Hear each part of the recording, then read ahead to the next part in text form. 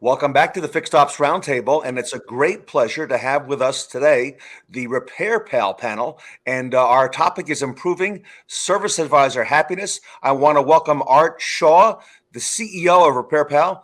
Art, welcome back to the Fixed Ops Roundtable. Thanks, Ted. It's great to be here. Hey, Art, great to have you. RepairPal is making great strides in the retail community, and especially now I see, Art, amongst dealers. And we're going to hear a little bit more about that today. But Art, congratulations on the success that you and the RepairPal team are having. You're really making a great difference. Thanks a lot. We really want to help the industry and help consumers find the right place to go. Yeah, and you know what? I think we've got some folks on here who represent some of the best places to go. And I want to introduce our panel, Art. And that includes Ed Roberts, who is the Chief Operations Officer at Bozard Ford Lincoln, and a great friend of the Fixed Ops community. And Ed, certainly one of the most popular people in retail automotive today. Ed, I see your picture and your likeness everywhere these days. We're certainly blessed to be out in the forefront for sure. Yeah. So, Ed, thank you so much for being here. Steve Hill. Steve Hill is a great friend over at I-10 Toyota out on the West Coast in California. Steve, welcome back to the Fixed Ops Roundtable. Thanks, Ted. Appreciate it. Steve, great insights. I know you're one of the PayPal certified dealers, so look forward to hearing from you on that as well. And of course, our great friend Scott Gregg over at Tucson Subaru. Scott, welcome back to the Fixed Ops Roundtable. Thanks, Ted. I'm very excited to be here with all this fine folks. Yeah, so we got an exciting panel, Art, so I'm going to kind of jump right into it. So what I want to ask everybody, and Ed, I'm going to come to you first, if I may. We've all seen and we are experiencing now the lack of new vehicles on the lot, and we've also got a very volatile used car market as well. I'm sure many of you are experiencing now that a lot of customers coming in are having vehicles appraised as they are on the service drive now. Ed, why does it make sense to keep service advisors satisfied right now and in high spirits? And what crucial role do the advisors play in turning a profit and in building customer relationships for you? Well, you want to keep an advisor happy because that's the market that we're in right now. We're in a repair market. We want to keep all of our people happy, but they play an integral role right now because if you can't replace your vehicle, you got to repair it. And advisors get an opportunity to meet our customers multiple times, whereas a sales department may see them once every 4 years, every 5 years. We get to see them twice a year. So building that rapport is instrumental on creating loyalty. And right now, in the times that we're in, loyalty is huge because, right, if somebody has a vehicle, it doesn't matter what brand it is, you need a vehicle. So you may not be branded or you may not be as loyal as you would normally be because you got to go to where that product is. And if we could keep it going through our advisors and keep their vehicle on the road, then we can maintain that loyalty when product is available. And Ed, I see that you're out on the road today, and I know that your dealership, you are doing a whole lot in terms of mobile service and actually bringing the service to the customer as well. Talk to us just for a moment about how that plays a role as well. Mobile service is a huge loyalty piece because no one plans time to get their vehicle fixed. No one plans time to get their vehicle serviced. And we can come to you in your schedule and take care of your vehicle needs without disrupting that. Then that creates loyalty within itself. And hopefully it just keeps us a step up on the competition. I hope that it becomes widespread, but we never know how well that's going to be taken. But for us, it's been huge, and our customers love it. Once they get mobile service once, they never want to come back to the store again for that service visit the next time. And then we can fill that in with digital retail and bring them the next vehicle. They never step foot in to buy as well. I love it. Hey, Steve, over at I-10 Toyota, talk to us a little bit about the importance of keeping service advisors in high spirits at this time. Well, there's a huge correlation between employee satisfaction and customer satisfaction. If your employees are happy, they're coming to work and they're excited about it, that resonates with the guest. And that tells them they're doing business somewhere that they want to be at. So the advisor touching as many guests as they do during the day, like Ed was touching on, that is your point. That is your point of contact to be able to sell the dealership. And that just keeps the circle of life going. I love that very much. In fact, Art Shaw, I got to mention to you, you look at some of the language that our best dealers, like Ed, like Steve, like Scott use, and you hear that word guest. All right. And, I heard that from Greg Penske as well on the show as well. And you know what? That really, Steve, differentiates you from a lot of the repair shops out there as being the selling dealer. And you really take things to a higher level, Steve. No, thank you. Yeah, they're not customers; they are guests. And once we differentiate that, that does allow us to be that step above the other places. Yeah, I love it so much. Scott, Greg, let me come to you over in Tucson at Subaru. By the way, in my family, Subaru lately has been the favorite franchise since my daughter took delivery of her new one just the other day. Talk to us a little bit about advisors and the importance of keeping them in high spirits and the importance of the advisor in turning a profit during these times. Yeah, you bet. I hope your daughter's enjoying her new Crosstrek too. That's a nice vehicle. It's what I drive. So, Scott, I haven't seen her since she got it. So I mean, yeah, I bet not. I bet not. Yeah, they are fun. They definitely are fun and safe too. That's the important thing. But the advisor happiness is a critical thing because they're the face of the dealership to the service customer. And if they're not happy, it's going to translate to the customer. It's going to end up in conflict and confrontation and just things not going well and end up driving the customer away. So it's critical to keep them happy and, enjoy coming to work, enjoy working with their customers, guests. We call all of our guests part of our Subaru family, and we treat them like family, and we treat our employees like family as well. We want it to be a family atmosphere where the customers are comfortable coming here, the employees are comfortable coming to work and happy to come to work, and we try to make sure that they make a lot of money for the time spent here. And that all translates into customer satisfaction, which is the most important thing. And then also loyalty, because, just like Ed said, you never know if somebody has a new car for sale, they may go over there and jump on it, and it might not be a Subaru or whatever brand you are. So the loyalty factor is not really there anymore, except from the service side. It's our job to keep selling cars here and keep the customers coming back here. Yeah, and I think it's key also to building the relationship. Art, the dealers are the ones that really have that relationship with the consumer from the moment that they purchase the vehicle. And now, Art, you recently, RepairPal, took a dealer survey, all right, which I had not been aware of. And I found out that the top three things that it's certified dealers, and so Steve, I'm going to come to you first on this, that they felt most inspire service advisors to perform at their very best were a flexible work schedule, which makes sense, management hopping in to help out, which I know all three of you do, and effective and open communication. Steve, what do you think about that? And is there anything else that you would add to that list as well? The one thing I would add is involving them. The advisors they're a part of everything. They're that go-between, that Stretch Armstrong between the technician, the guest, the manufacturer, management. So getting them empowered to help with decision-making, bringing on, before we bring on any new vendor, I want to get some feedback from them. Is this really going to work? And that really helped us with RepairPal. That's our secret weapon over here. You've said that before, that it's your secret weapon. Talk to us just a little bit about that before I go over to Scott. Absolute confidence builder. I can train out of the BDC or an express advisor, somebody new to our store, and they know right then and there before giving that estimate out that they are knocking it out of the park. They are within the guidelines of our market area.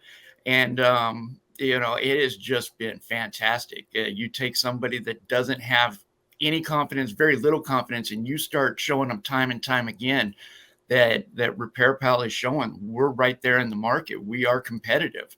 And before you know it, they feel that. And then the guest feels it. And it just translates into higher retention and more sales. And Steve, I would imagine that increased confidence also leads to improved performance for the service advisory team. What do you think?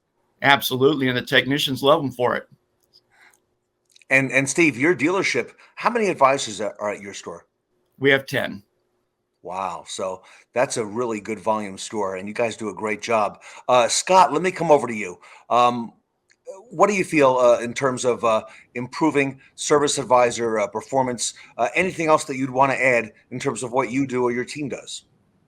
I think definitely empowering them is one of the best ways to improve their performance.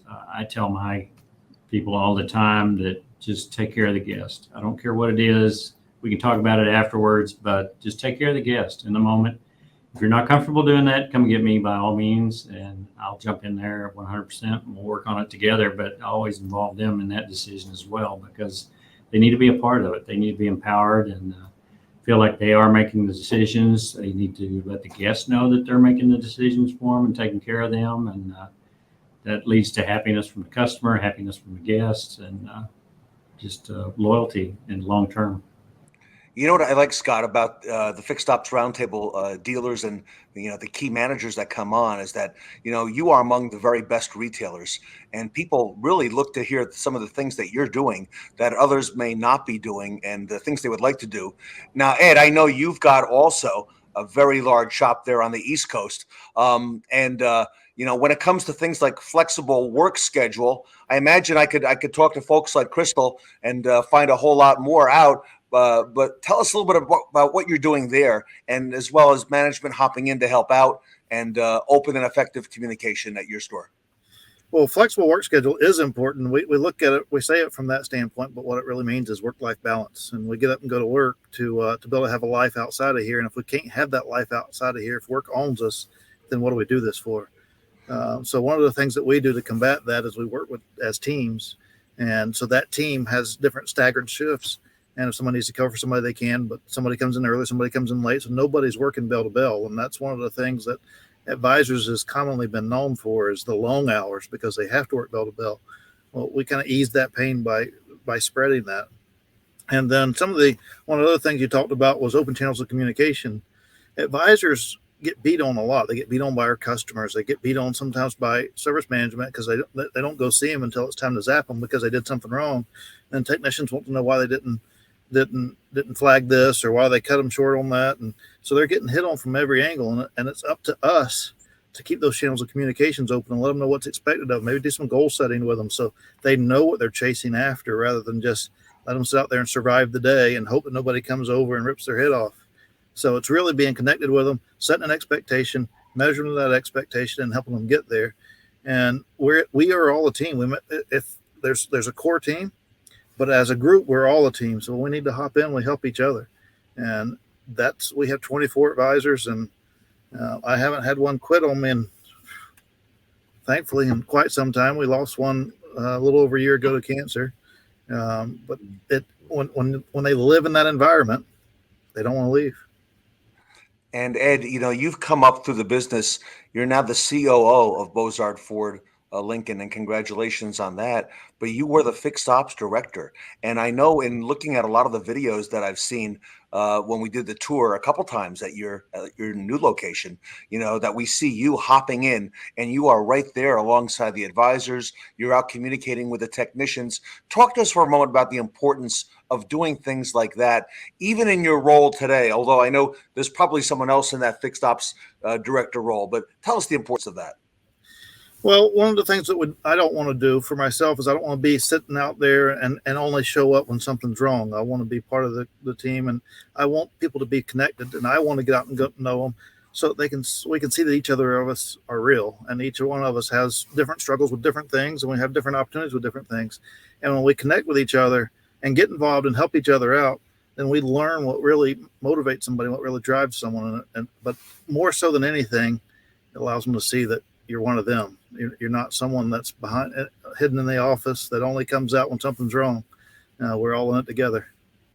And Ed, Steve Hill talked about that confidence boost that his 10 advisors have got, from, knowing, with the RepairPal certification that, they can, not only justify their pricing, but they are super competitive as well. And how important is that for a service advisor to be armed with information, such as that? Well, it's huge. Like I said, we have 24 advisors. Steve has 10. And if someone calls in, they get connected with an advisor, or they come in 3 weeks ago and asked for a price on something. You need that consistency when they come back and they get connected with somebody else because someone's out or on vacation or at lunch and they get a whole different price. What's the perception the customer has then, especially when it's more expensive? So the consistency there is what's really, really, really huge. And that's the confidence builder is, hey, we all know where we're pricing from. We know how to price it, and it's consistent each and every time. And I would imagine, Art, that in these shops, that consistency, that we're hearing about now is really important. Art, I would imagine that the consumer looks for consistency as well. What do you think? Yeah, consumers, when they need their car fixed, it's not like the happiest moment. It's actually a vulnerable moment, right? And they don't really have a language around this, right? They're trusting the service advisor. They're trusting that experience to guide them from an uncomfortable moment to a happy solution. And so when they get that all day, how much is going to cost? Oh my God, that feels expensive, day in, day out. So if you can empower a service advisor through communication, through helping out, and also through letting them know that the pricing is fair, which is the number one concern of consumers, and they can address that proactively right on, it just makes it so much better for the service advisor and then the customer. And ultimately that drives business.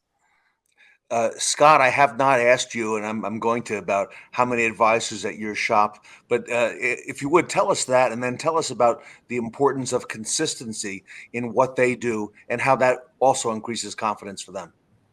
We have 11 advisors here. And yeah, consistency is key. You can't have somebody calling in getting multiple different prices or coming in with a quote and then what the advisor that greets them is not the same. It has to be consistent. We have menus and everything, and we use some programs that it's easy for everybody to look up and just be on the same page. So yeah, you have to be extremely consistent across the board, transparent all the way, and competitive with everybody in the area too. That's important. So. Scott, let me put this one out to the group. And Scott, I'll start with you. Let's talk about the female consumer, okay? And the importance of the consistency in the process for them, because women, are the decision maker in the great majority, maybe 70, 80, maybe 90% of all purchase decisions, those service decisions. So how important for the female consumer is that consistency and being able to deliver that type of experience for them?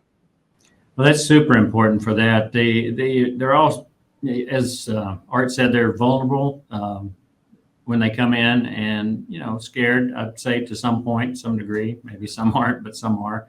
And if any lack of consistency just erodes at the trust, and it's easy to lose trust and then hard to build it back. So you have to be on point with your consistency, with your pricing, with what the advisors and BDC and everybody else is telling them. It all has to match up, and so that they do feel comfortable and feel that they can trust you to take care of their vehicle and take care of them as well. Yeah, that trust is a huge factor. Steve, I'll go ahead. I want to bounce that one off you as well. The female consumer coming into the service drive, talk about that, the importance of consistency and building trust and retaining that trust. Oh, absolutely. And it's with any guest, but a lot of your women already have a preconceived notion that they're going to be taken advantage of. So the defense is there. Now, once you've built that trust, they are going to be loyal to you until you prove to them otherwise. But it's a matter of getting to that point of building that relationship and showing that, nope, I'm here to help you. Plain and simple, I'm here to help you. And this is what you're going to get. And I'm going to be straight up with you. And you might not always like what I have to say, but you're going to know it's the truth. And that's respected. And Steve, I know you use RepairPal there at I-10 Toyota. Absolutely. RepairPal is a modern tool. It's not the old pen and pencil on a clipboard. I would think that technology is also something that consumers trust in today and want to have a bigger part of in their service experience. Well, and you have more and more people doing research, not just when they purchase the car, but they've already done their homework before they come in.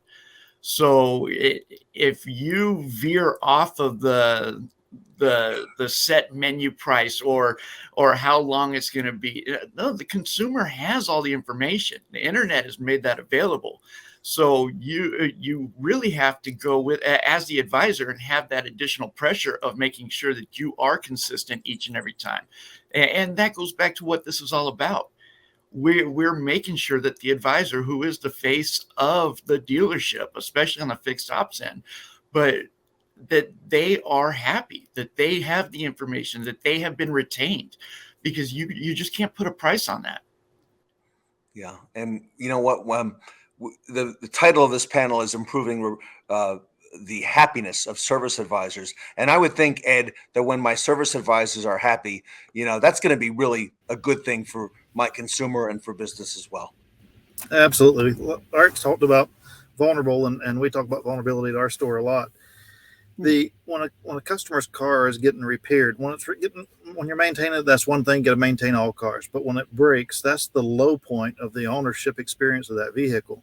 And to minimize brand defection, we have to take care of those customers.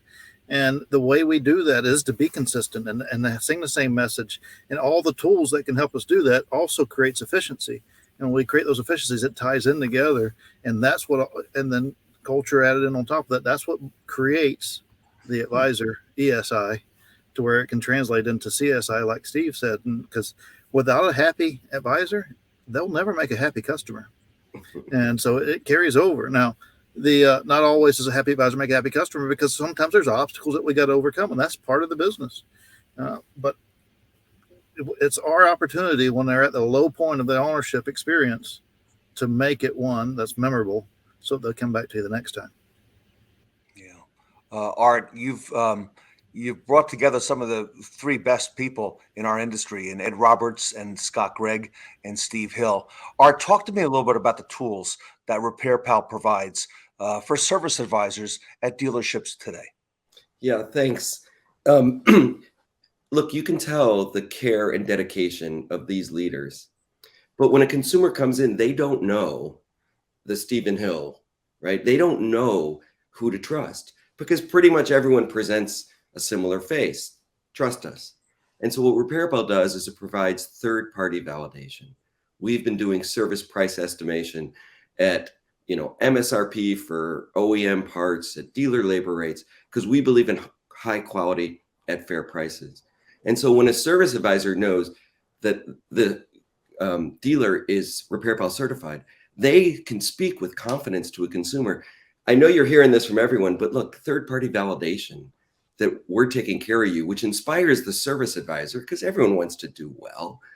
And it inspires the customer to bridge that trust, which is exactly what people were talking about here. How do you take a vulnerable consumer and build trust? And one way is the tool of our estimator that dealers often use to show a consumer, hey, this is fair. Take it from a third party. Because the consumer doesn't know when you say, I'm doing this right. They can't tell who is and who isn't. Yeah. Steve Hill, I think to some extent, all of us as human beings are vulnerable, okay, at one point or another. But you're right. This service experience is at a time when a consumer really is vulnerable. All right. And, talk to us a little bit more about how RepairPal has played a role, for your service advisors in being able to offer them that third party validation and do it right there at the store. Well, I like to encourage the advisor to use RepairPal with the guest. And so as we're going over the multi-point, and if there are any, whether it's objections or questions or concerns and prices involved, use that tool together. Now, by doing it with the guest, it's establishing exactly what we're saying. The trust is there. The pricing is consistent. Now it's time to move on to the next part of the relationship. But it really makes a difference. Is we have nothing to hide. We have very fair prices. We're not the cheapest, but we're not going to gouge you either. We're going to treat you fair, and you're going to get great service while we're at it.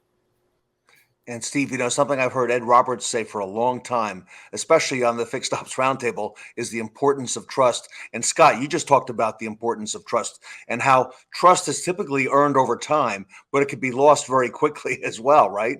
All right, what are some of the benefits for dealers that they've seen so far from RepairPal as it pertains to the service advisor and their performance? Yeah, well, win backs is a great one. When you train the BDC to say, hey, I know you went away, which means you might not come back, but here we were fair priced and you really do need that work. I mean, 25% increase in win backs just by being able to communicate to someone that you're addressing their number one concern, which is price and trustworthiness. So when you hit that head on, win backs, effective labor rate, retention, the metrics are all really positive. Yeah. Ed, let me come to you one last time on the importance of trust and being able to offer that validation to consumers as well. Trust is the foundation of what we do, and the one of the things that you have to do as an advisor is build rapport. But truly, what we're doing with building rapport is creating a level of trust. And when you have loyalty, that trust continues to compound itself. Now, like you just said a minute ago, you build it over time, but you can lose it in a moment. And so you have to be intentional. You have to think things through, and you got to make sure that you're presenting the best opportunity for our customer. And like Steve said, show them, use it, show them, because people are looking for validation, and people use their phone all the time. That's what they're looking for, is validation. Well, if we're showing them the same information that they can find on their phone, then we're building that level of trust. We're enhancing that level of trust, and it gives us a chance to further increase loyalty. And you know what, Ed, you're right. You're so right. That phone, 10 years ago or 15 years ago was not really maybe as much, if any, as part of the equation. But today, Scott, everybody is fact checking everybody else. So I would imagine that even if you're not thinking the consumer is fact checking, Scott, I would imagine they're fact checking your advisors right now as we sit here in dealership today. Yeah, they absolutely are. We get that all the time. I can get this for this price over here, or, why does this price not match your price? Things like that. And that's stuff you have to explain and work on. And if you give them a good explanation, then yeah, that the trust is still there. But yeah, 100%, they're checking all the time. They sit in our waiting room and look at their phones and check us out. And yes, it's just nonstop. Yeah. Yeah, you're right. Art, before I come to you with how we can learn more about becoming a RepairPal certified dealer, let me come over to Steve one last time. Steve, because you've been with RepairPal now for some time, what would you say to other dealers who are considering it, as a tool to help increase their service advisor happiness and ultimately their consumers as well? Absolutely don't think twice about it. The metrics, I'd be more than happy to share with anybody what we've seen at our store with just the growth, not only in our advisors, but we're talking effective labor rate jump. Art talked about the win backs. Oh, it's been phenomenal. So it just one metric after another to where it's been very impressive. I'll leave it at that. All right. Art, bring us home. How do we learn more? Look, we're here to help. As Steven said, we're not about low prices. We're about high quality and fair prices. And dealers offer incredible value to consumers when they're priced fairly, which is what a consumer wants to know. We're here to help validate that for you so that you have a better business, happier people. And it's easy to find me at art@repairpal.com. Yep, I see it scrolling here in the bottom of the ticker. Art Shaw, the CEO of RepairPal. That's his email, art@repairpal.com. If you'd like to learn more about becoming a RepairPal certified dealer. And by the way, Art, with all the changes that our industry is going to be you think the last 2 years had a lot of changes. Okay, where do we see what's coming, right? Art, RepairPal is on top of all this, right? In terms of the technology and what's coming next for dealers? Yeah, it's really a point of getting the message across. Dealers are used to price transparency on new cars. Used cars are evolving now with new players and new ways of buying them cars, right? You see it on TV every day. Service is an area that, like you said, people are now beginning to explore and really want understanding, really want trust. And it's an amazing, as you know, as we said here, it's an amazing way to continue a relationship over time. Yeah. Not once every 4 years, but maybe once a year. Yeah, that's right. I want to thank the panel. I want to thank Scott Gregg at Tucson Subaru. Scott, thank you so much for all you do for the industry and for being a great friend of the Fixed Ops Roundtable. Thank you, Ted. Steve Hill, wonderful to see you. And to, every time, Steve, that we do one of these panels, I learn more, not just about RepairPal, but about your dealership and the things that you're doing there. So, Steve, congratulations to you as well. Thank you. Always a pleasure, Ted. Appreciate it. Yeah, great stuff. And Ed Roberts, I don't even know what to say anymore. I mean, you're making it happen, and it doesn't get any more real world than this. These gentlemen are in the dealership, you're out, out on the road, and you're making it happen. So Ed, thank you so much for all that you do. Glad to be a part of it. We are resilient in the car business, and we went through more change in the last 2 years than we have since we've been in the industry, and we got to keep pushing forward. Yep. Are we ever? Thank you, Ed. And Art Shaw, thank you, RepairPal, for all that you do for our industry. So we look forward to having you back. And again, as we go through 2022, there'll be a lot of new things to share. So Art, thank you from the Fixed Ops Roundtable. Thank you too. Everybody, Art Shaw and the panel here today at the Fixed Ops Roundtable.